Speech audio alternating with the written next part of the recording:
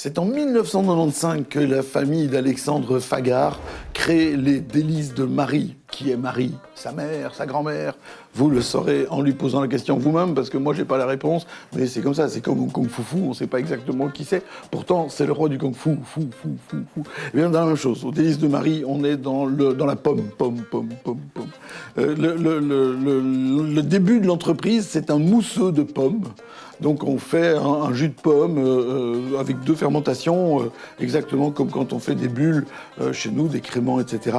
On appelle ça la méthode traditionnelle. Parfois on appelle ça méthode champenoise, mais on n'a pas le droit. Et puis avec le temps, tout ça a changé. Les étiquettes ont changé récemment. Elles sont vachement lisibles, j'aime bien, parce qu'elles ont un petit côté... on joue à la fois la rusticité, comme une écriture en ronde et en délié, sans faire vieillot.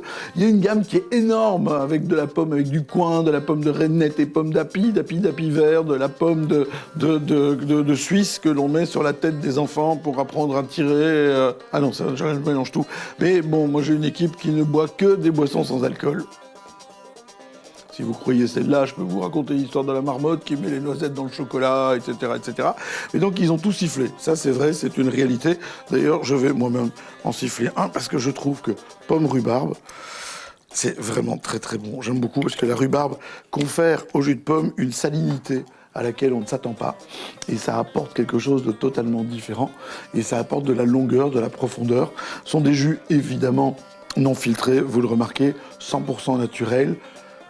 C'est bon comme de la nature qui tombe dans ton verre. C'est facile, dépêchez-vous, c'est les délices de Marie. Villers-le-Bouillet, vous voyez où c'est? Si vous voyez pas où c'est déjà la province de Liège. On n'est pas très loin de Huy, et entre Huy et Liège. Ça va comme ça? Ou dans les environs, quoi.